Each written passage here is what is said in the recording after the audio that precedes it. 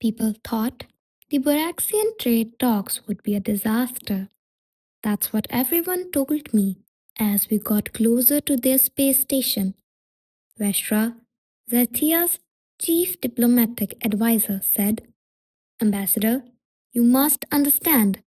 She was tall, graceful, and Dari with blue skin and silver markings on it. The Voraxians are one of the species in the galaxy that cares the most about rules. They have rules for everything: how you sit, how you pour drinks, and even the exact angle at which you nod your head when you say hello. Okay, I said, trying to take in all of this information. What angle should I nod at? 17 degrees for the first greeting, 23 degrees for recognizing status, 11 degrees for Veshra, I said, softly. I'll never remember all that. I can hardly remember to put my socks on the right way. She looked like she was in pain. Maybe you should just watch and let me do the actual negotiating.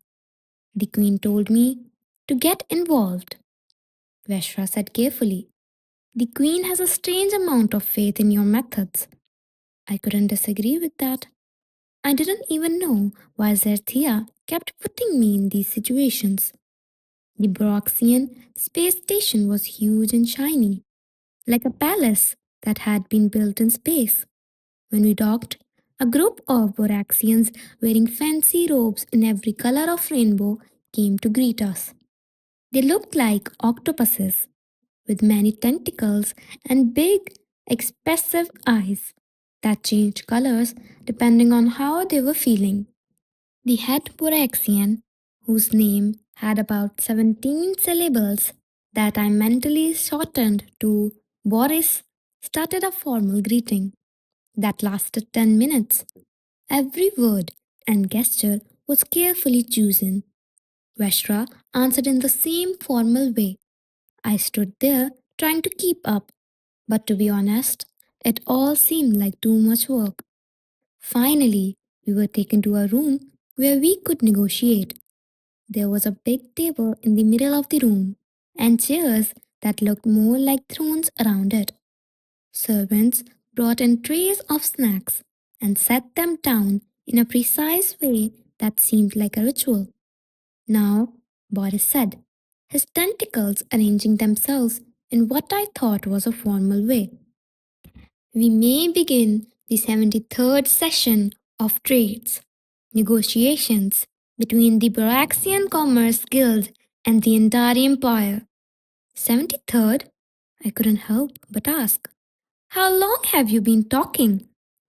Boris' eyes turned orange, which I thought meant to be he was angry.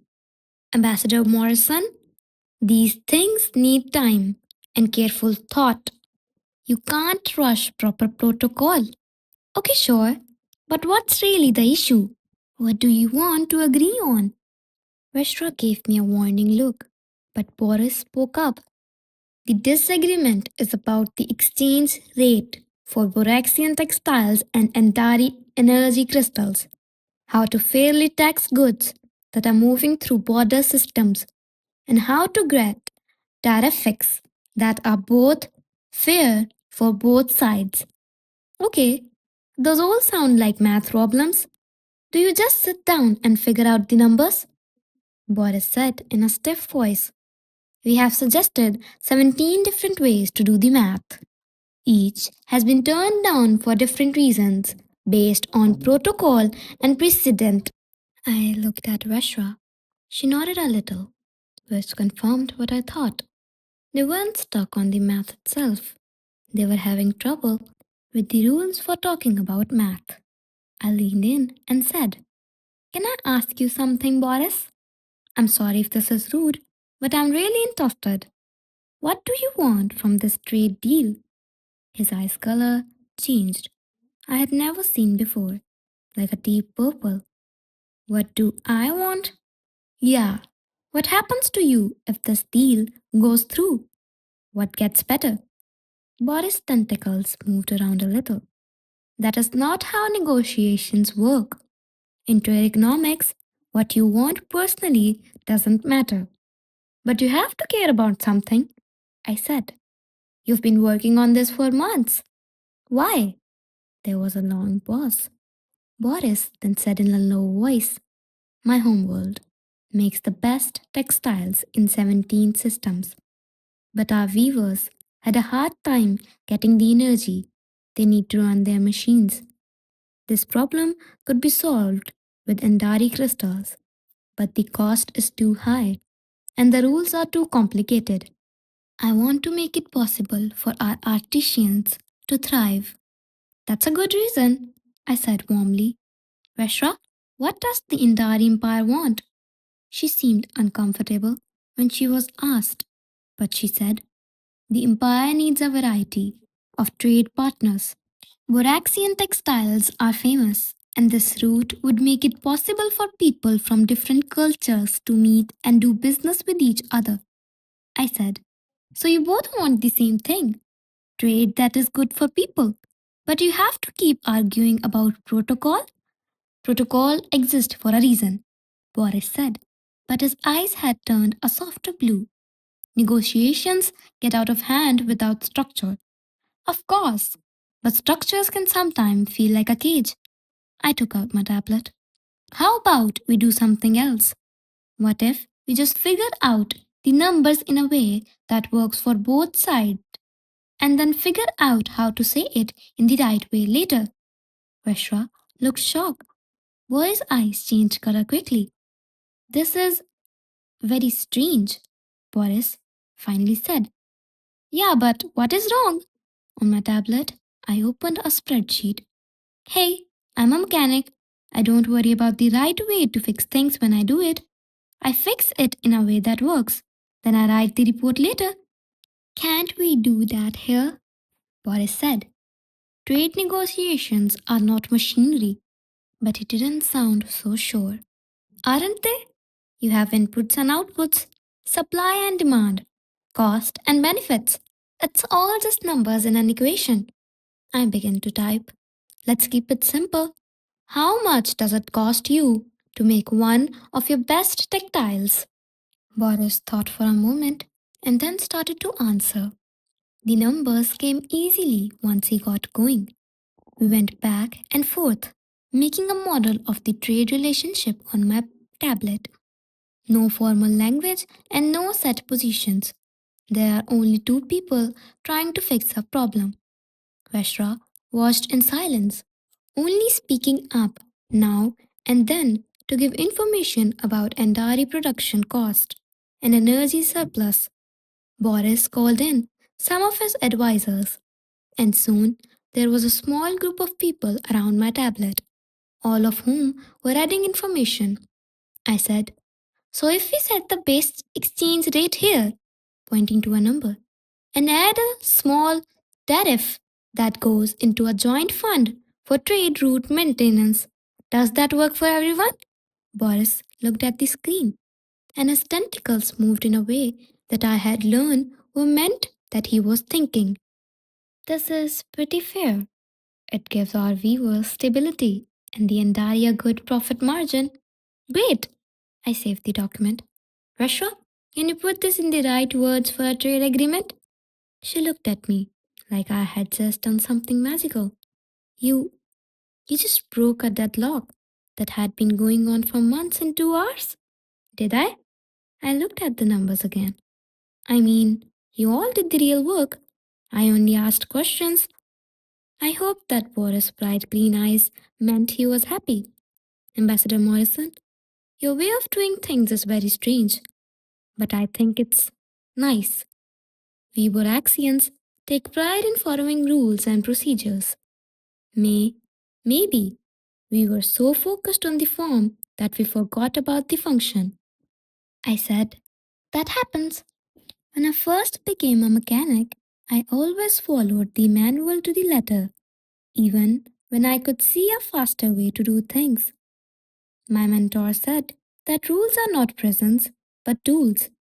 You use them when they work and find a way to get around them when they don't. Wisdom is simplicity, Boris said, nodding as if he agreed. I think your kind has a lot to teach the galaxy. Zarthia called me to her private chambers after the talk were over and went well. She was reading something on a holographic display while sitting in a chair that looked like it was made of solidified light. You have done well, Ambassador, she said without looking up. Again, I only asked questions. Help them remember what they were really trying to do. Yes, that's exactly what makes you work. She ignored the hologram and turned to look at me. Do you know why I picked you, Jake Morrison? Because I called you boss by mistake? She laughed. That was the spark, but not the reason. I've been watching people for a while now. Your kind is very young and just starting to reach for the stars. Most people in the galaxy would say you are primitive. Thanks, I said in a dry voice. But you have something that most advanced species have lost: the ability to change. You don't have to follow rules and traditions that have been around for thousands of years. You don't have any ideas about how to solve problems before you start. You care more about function than form. And most importantly, you stay true to your humanity even when things are very strange. I don't think I get it. Zerthia stood up and walked to a window where she could see the stars. As they get older, most species become stiff. They make rules and structures that work for them for a while, but eventually, those structures get in the way of more growth. The Baraxians are great at trading, but their own rules almost got in the way. These Alosians were too angry about old problems to see simple solutions. And what about people? People change. A mechanic from Earth can look at alien technology and figure out how to fix it. A human negotiator can see through the complicated parts of a culture to the simple truth that lies beneath. Somehow, a person will make it work when faced with the impossible. She looked back at me. This is why I brought you here. Your species can see the past, the rules to what really matters, which is what the galaxy needs. I felt a warm feeling in my chest. That was like pride but also like duty. So, what's next? Now, Zarathia smiled. Now we go back to our home world.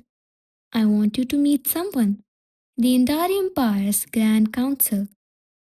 They are not sure about my choice of ambassador. You'll have to show them you're worthy. Awesome. More stress. I tried to sound sure of myself, but my voice cracked a little. She put a hand on my shoulder. Jake Morrison, you have ended a mining dispute and a trade deadlock by being honest and not making things more complicated than they need to be. Yes, the Grand Council will challenge you, but I trust that you will respond in the only way you know how, by being yourself. What if I'm not enough? Then you will teach them something they have forgotten, she said simply. That the simplest answer is sometimes the most complicated one. Sometimes the best diplomat is the one who won't play games with other diplomats. I thought about what she said as I walked out of her office, about how people can change and adapt, and how they can see through complicated things to find the truth. It sounded like a good idea and made me feel good, but mostly I was just a guy who fixed things and told the truth when I talked to people. Maybe there was a place for humans in this huge universe after all. If that was enough to bring species together and end wars in the space, even if we did wear coveralls to format talks. The Indari home planet was beautiful. It looked like a jewel floating in space from orbit, with purple clouds swirling around it and huge oceans that glowed with bioluminescent life. The cities were made of the same crystal like material as their ships. They looked like beautiful, natural structures growing out of the ground. As our ship got closer to the capital, Veshra gave me what must have been my 100th briefing on how to act. She said, "The Grand Council has 12 members, each from a different part of the empire." Her voice was tight with stress. "They are very old, very powerful, and very traditional. You must show them the proper respect. Wait for them to acknowledge you before speaking, and never ever interrupt when." "Veshra," I said softly, "I appreciate you trying to get me ready, but we both know I'm probably going to mess up the rules anyway. Maybe we should just accept that and move on." She made a noise that would have been a laugh or a groan. "The Queen believes in you, and I'm trying to as well, Ambassador. But you need to know that the Ground Council can take away your appointment. If they think you're not fit, it could hurt Earth's relationship with the Empire. Then there's no pressure. Jake, I'm serious. They want to find any reason to turn you down. Some think humans are too primitive to represent the Earth on the galactic stage, and others think that the Queen is being impulsive. We need to show them they're wrong." I thought about what Zerthia had said as I looked out the window at the city coming closer, about how humans can change, about being able to see the truth through the noise. I asked, "What do they really care about? The people on the council? What do they care about?" Vishwa thought about this. "They care about the empire's stability and growth, keeping the balance of power that has kept the peace for 3,000 years, and upholding traditional and honor. So they want to keep things running smoothly and protect their people?" "Yes, I guess that's what it is at its core." "That's what I'll talk about," I said. "No politics or protocol, just about keeping things running and protecting what matters." Her golden eyes looked at me with something like hope. That could really work.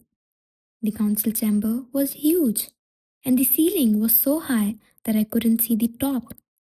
There were 12 thrones in a circle, and each one was filled by an Andari who seemed to radiate power just by being there.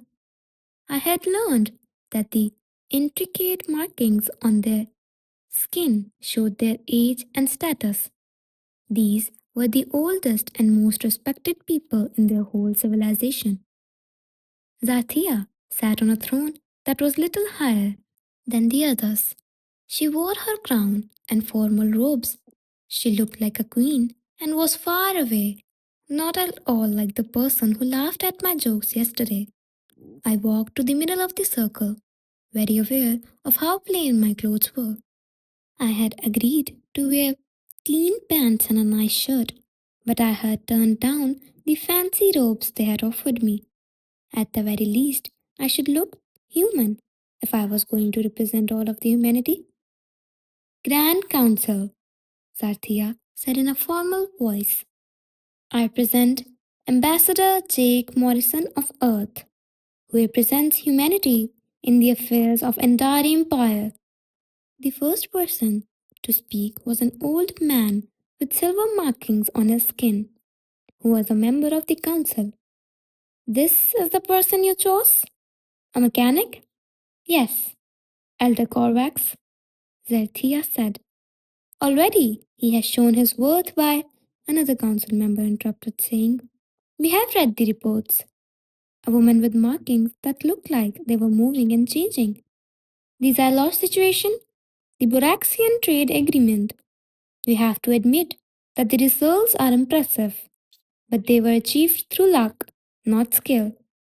"With respect," I said, and everyone looked at me. "That's enough of waiting to be recognized. Luck only gets you so far. I've been a mechanic for 15 years. Do you know what I've learned?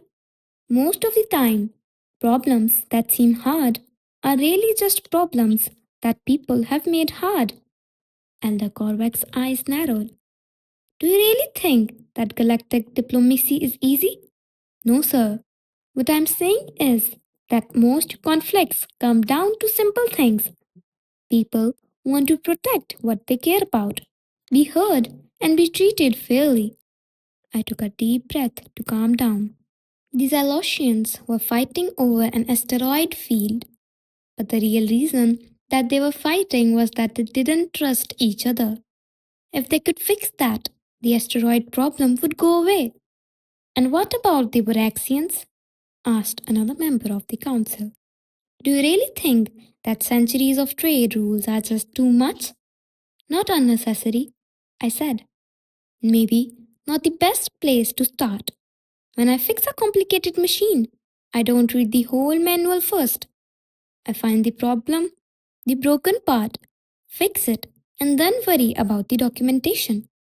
The Boraxians knew what they wanted.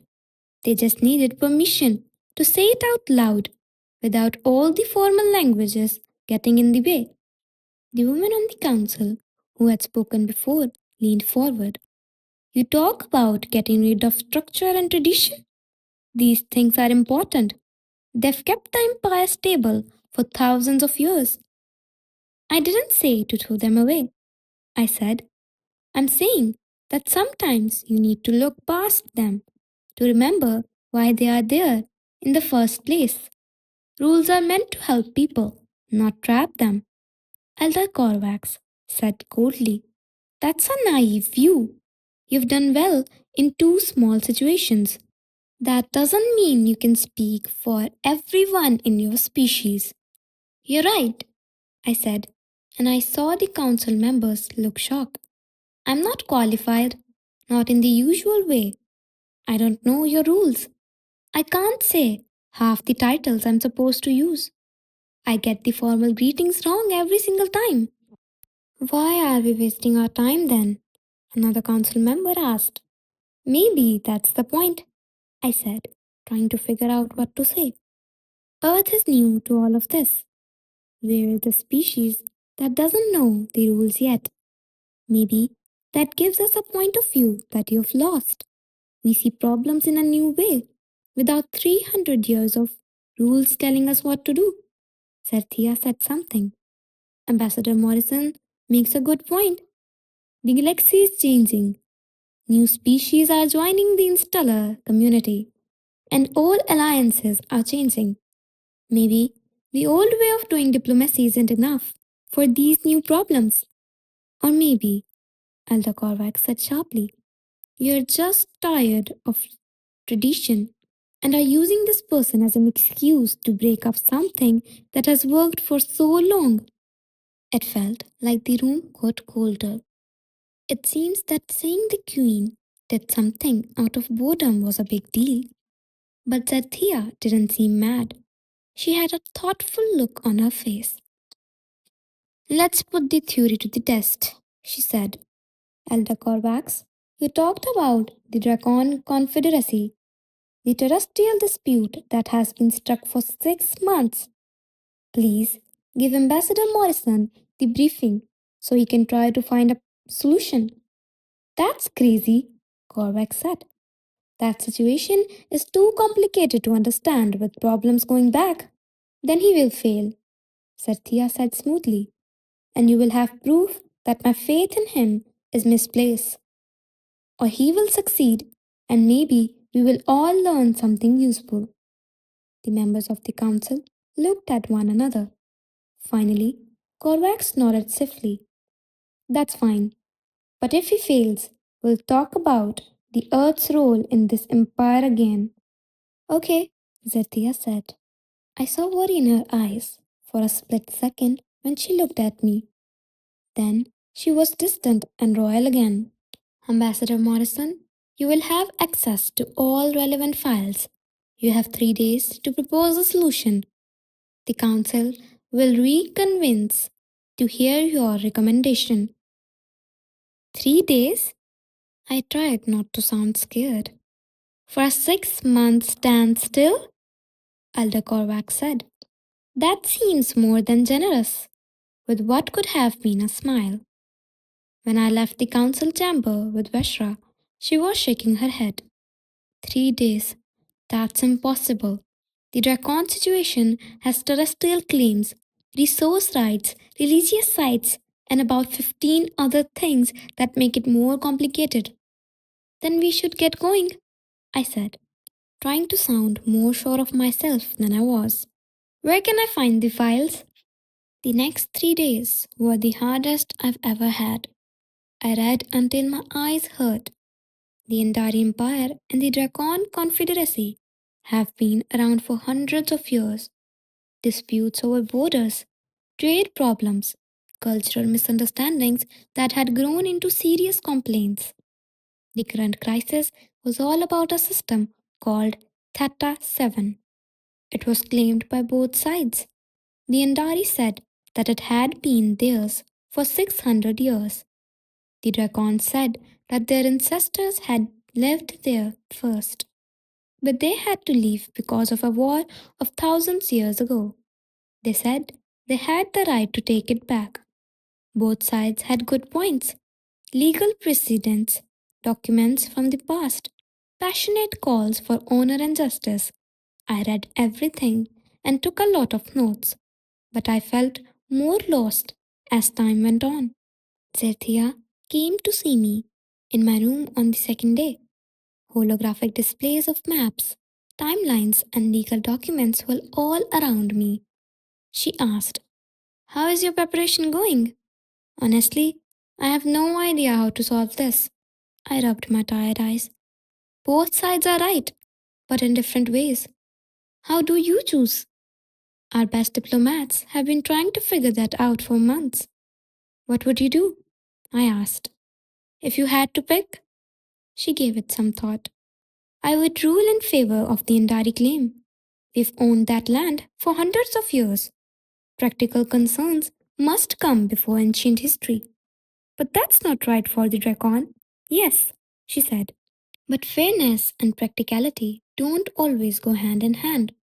I looked back at the displays and all the information. Then I thought of something. Can I talk to them? To who? Both sides. The real people who are in this disagreement, not their lawyers or diplomats. The people who live in the system that are in dispute. The ones who will be affected by whatever decision is made. Zathia smiled. "That's very strange. People don't talk about negotiations like this in private. They go through official channels. But can I? You are the ambassador. You can ask for anything you want." She got up. "I'll take care of it." On the third day, I was in a communication room, talking to leaders from both the sides of the conflict through a hologram. Commander Thrak of the Indari border fleet was on the screen. He was a stern military officer who looked like he had been carved from stone. On the other side was Speaker Lyris of the Dracon Confederacy, a woman with scales that changed colors from green to gold. I began by saying, "Thank you both for agreeing to talk to me. I know this has been going for a while." "6 months of pointless talks," Thrak said in a rough voice. "While ships patrol the area in question and tensions rise," Laris said. "1,000 years of unfairness. War drove our people out of Theta 7. We have the right to go back." "I've read about the past," I said. "And I've read all the legal arguments. You're both right, but in different ways. But I want to ask a different question. What do you really want? Not what the law says you should want, but what would really make things better for your people?" Both of them looked shocked. Thrak said slowly, "I want safety for Andari settlers in Theta 7. They've lived there for generations. They're loyal, imperial citizens. They shouldn't have to leave their homes. I want my people to be able to go to the holy places where our ancestors are buried," Laris said. "To know that we haven't completely forgotten about them. To bring back some connection to our heritage." "Okay," I said, and an idea came to me. Instead of arguing about who knows the system, why don't we talk about how you can share it?" "Share it?" Thrak looked hurt. That system is in Indari territory. Lyra shot back. It was Dracon territory first. Okay, but arguing about who owns what hasn't gotten us anywhere in 6 months. What if the system stays officially Endari, but the Dracon got guaranteed access to the scared sites? And maybe some other perks, like being able to trade first or something? The Dracon would never agree, Thrak said. Maybe, Laris said, her scales changing to a thoughtful blue. If the access was real, if we could keep the sites up, go there whenever we wanted, and make sure our ancestors were honored. And if the Dracon presence was limited to the sacred sites, Thrak said carefully, not expanding into the settled region, then perhaps it would work. Lyra said, it would take trust. Trust has to be built, Thrak agreed. Maybe by sharing the responsibility for keeping the sacred sites safe. I leaned back and watched them talk. They were really negotiating now, not just repeating what the law said. Sometimes all people needed was to be given the go ahead to talk about what they really cared about instead of what they thought they should care about. They had the outline of an agreement. By the end of the talk, not ideal, but doable, and a deal that took into account both the present situation and the past wrong. When I showed this to the Grand Council the next day, everyone was speechless. You did it, Veshra whispered next to me. You really did it. They fixed it, I said. I only asked them questions. Slowly, Elder Corvax got up from his throne. This is okay. More than okay. You did what our diplomats couldn't do in 6 months in 3 days.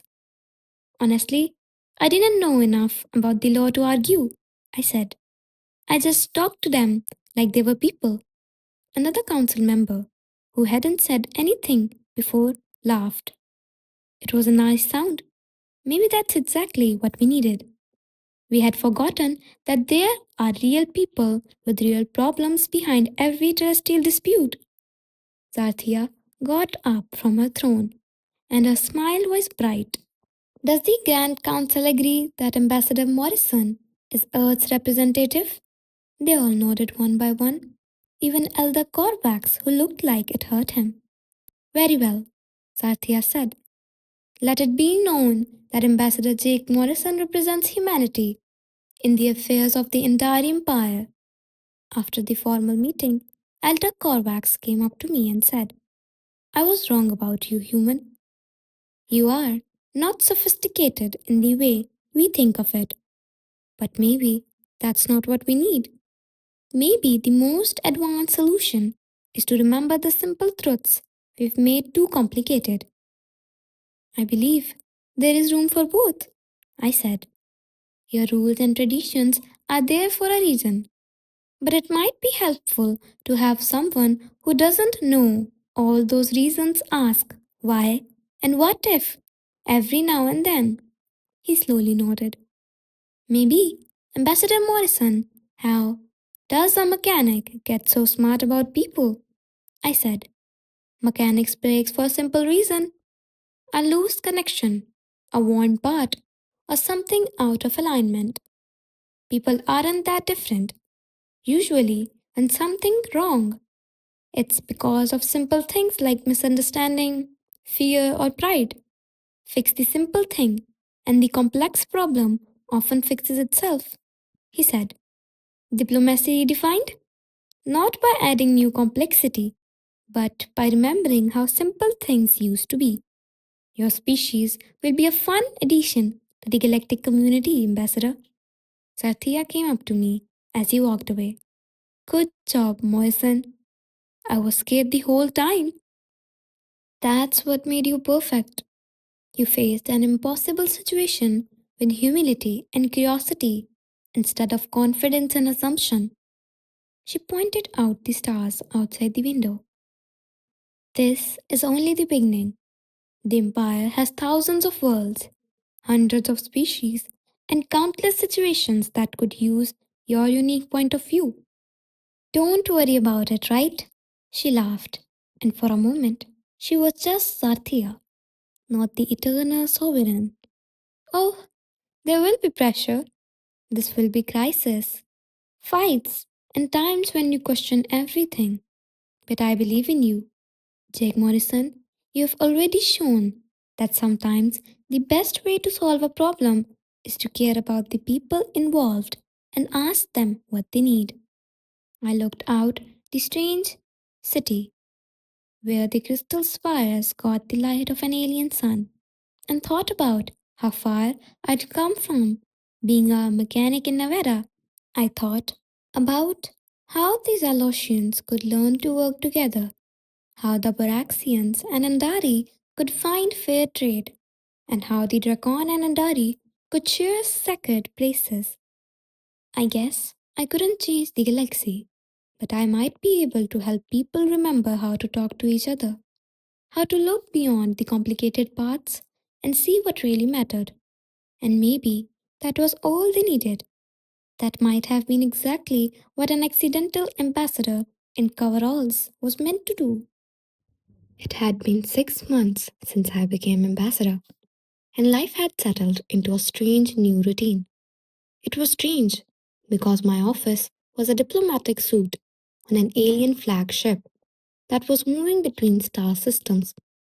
Weird because my job included everything from fixing hyperdrives to making peace treaties.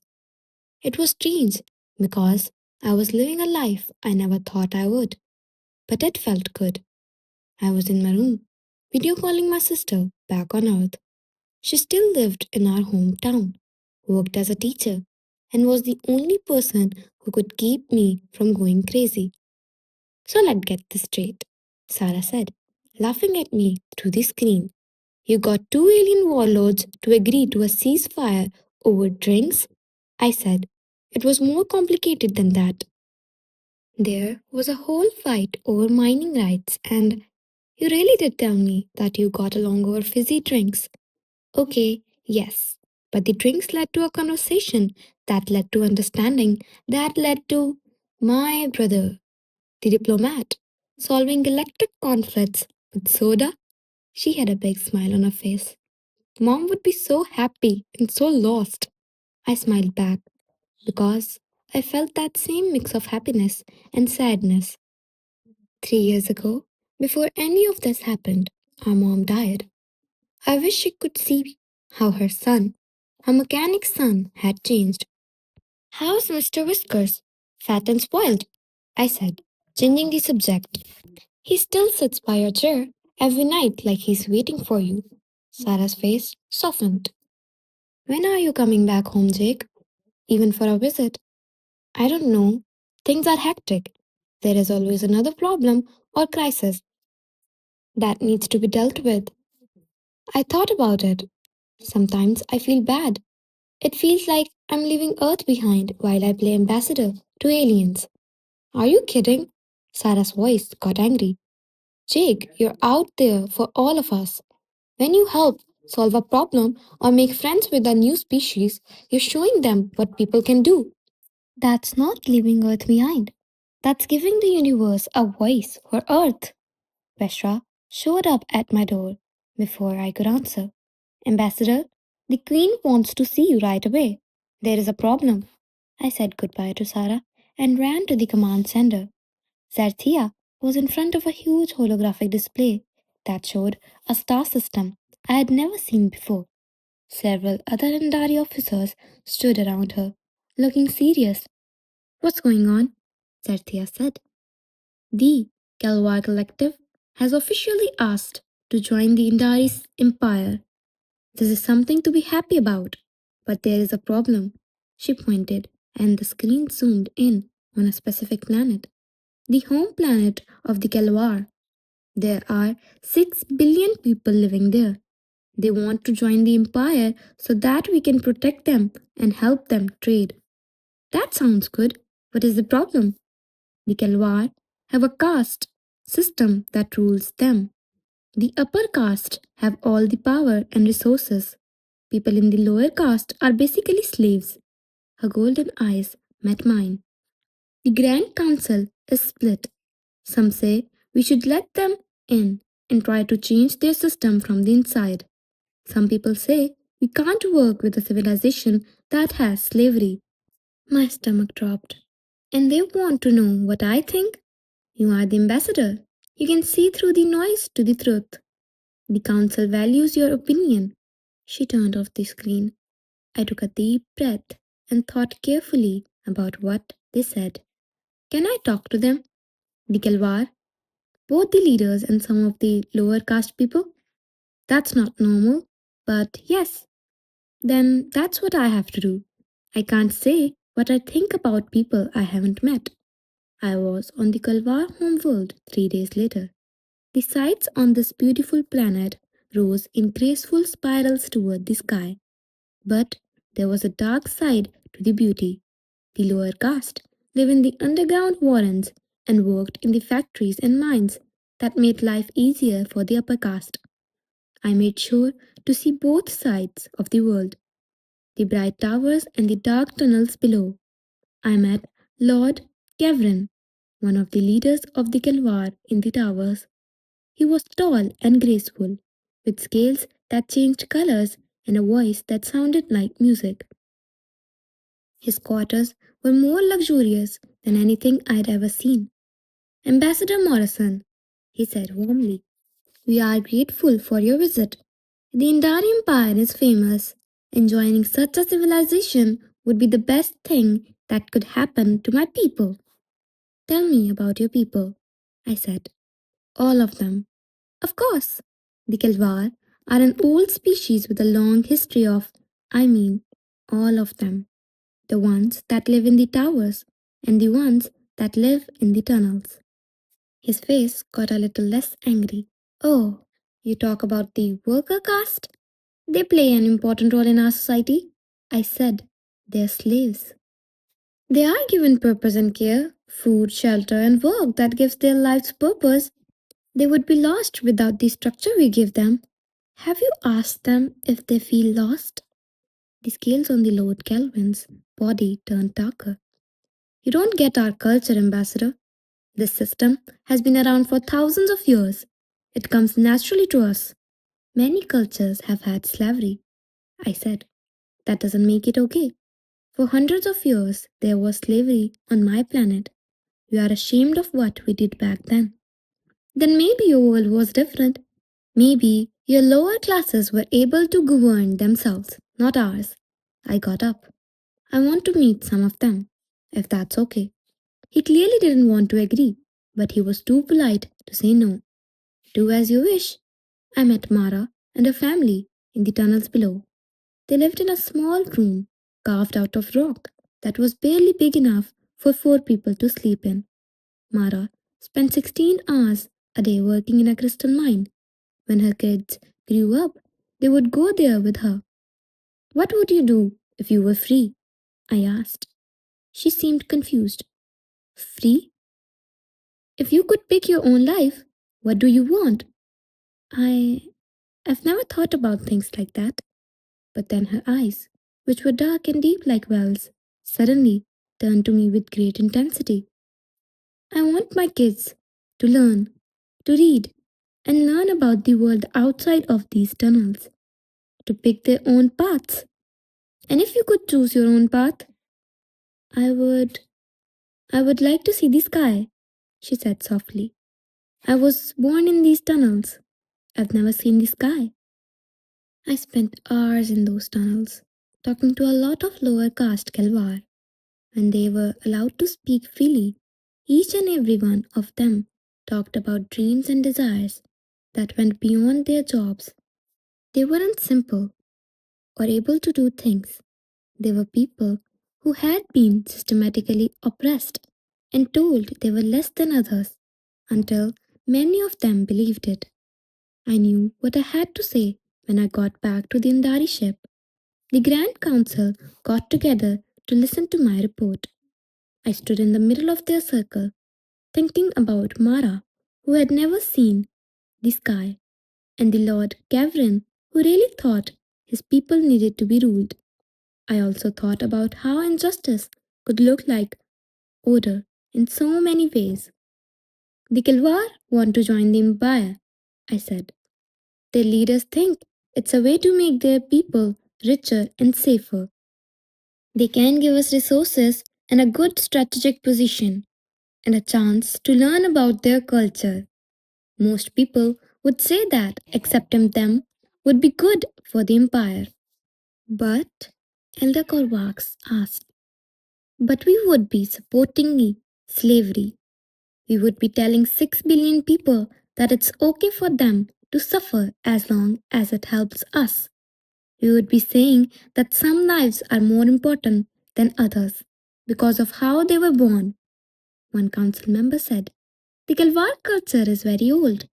Who are we to ask them to change? We're not asking for anything, I said. We're making rules about who we will work with.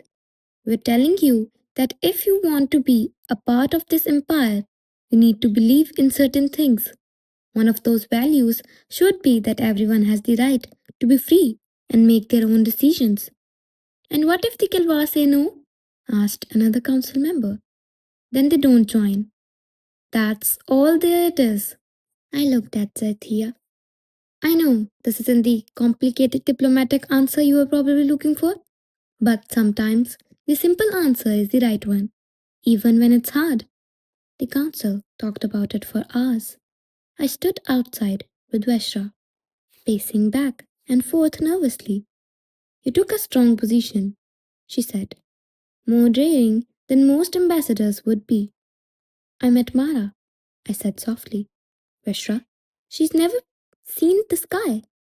She has spent her whole life in the dark, mining crystals so that the upper caste can live in style. How could I suggest that we work with a system that does that to people? Some people would say that the alliance's greater good weighs one woman's pain. Those people would be wrong. She gave a small smile. Yes, yes, they would. Lastly, the council called me back. Zethia stood up. The Grand Council has made a choice. We will make an offer to the Kalvar collective, but there will be some conditions. They need to start breaking down their caste system within 10 standard years. They must give all Kalwa freedom and equal rights. We will help with this change and give you the tools you need, but we won't back down on this requirement. I felt a wave of relief wash over me.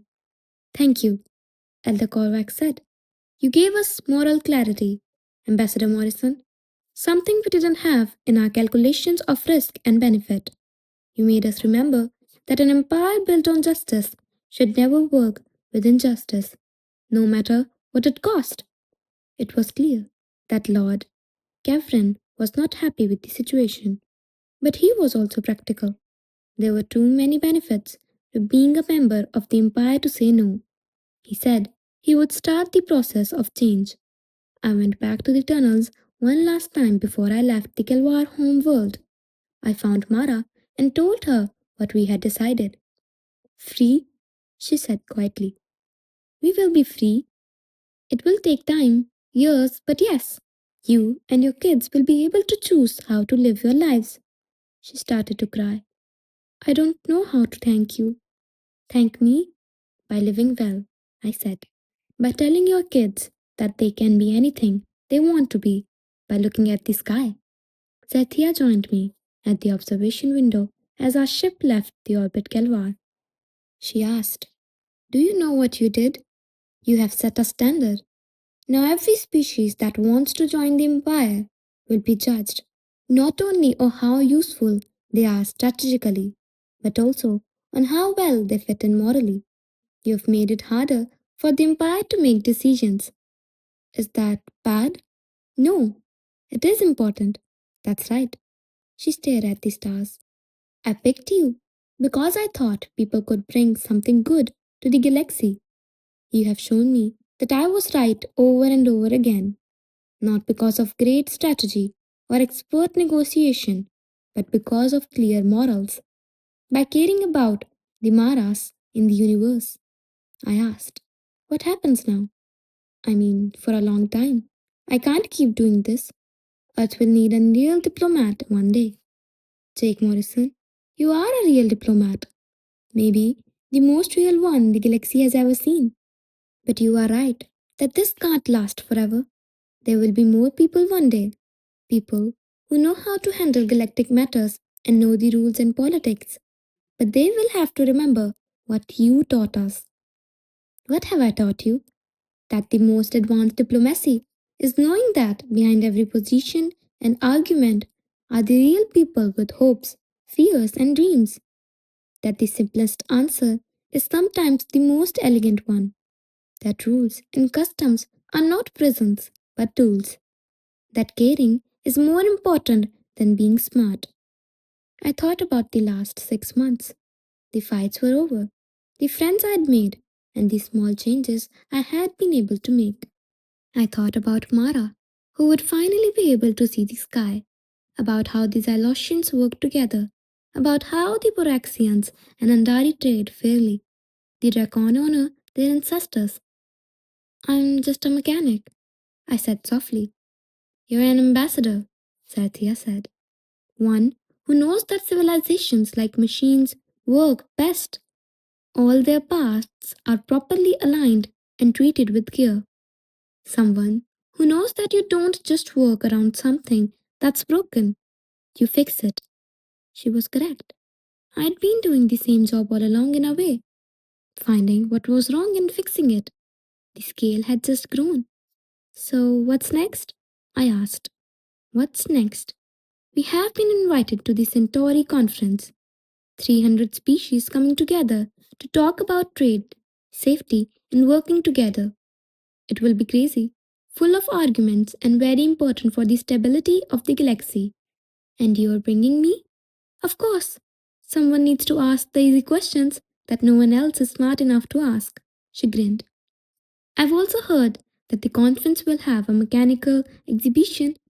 I thought you might like to see how other animals build things. I laughed. Now you're talking my language. That's what I do best, Ambassador. Talk in your own language, and by doing this, they help translate the gifts of the humanity to the rest of the galaxy. I took out my tablet and opened a message to Sarah as we jumped into hyperspace and raced towards new challenges and chances. You asked me when I'm coming home? I wrote. I don't know yet, but I want you to know that every time I help someone here, every time I settle a disagreement or make a new friend, I take it home with me. I'm showing them the best part of people, like the ones that care about fairness, freedom, and fixing things that are broken. In a way, this is my home. I'm taking Earth with me to every part of the galaxy, and I believe that's exactly where it should be. I love you. Please give Mr. Whiskers a scratch behind the ears. I sent the message and looked out at the stars flying by us in hyperspace. There was a conference full of aliens with hard problems somewhere out there. There were people out there who needed someone to ask them simple questions and care about simple truths. I had accidentally walked into the future, which needed a mechanic turned ambassador, a person who didn't know enough to make things complicated, and someone who still thought that caring about the people it affected was the best way to fix things. The galaxy was huge, weird, and full of amazing things and problems that I was trying to figure out. But I didn't have to know everything. I just had to keep being myself, asking questions, fixing things that were broken, and caring about people no matter how many tentacles they had or what color their skin was. I was Jake Morrison, the accidental ambassador, the mechanic who never stopped working, and the person who spoke for Earth to the stars. And somehow, against all the odds, that was enough. The trip had just begun.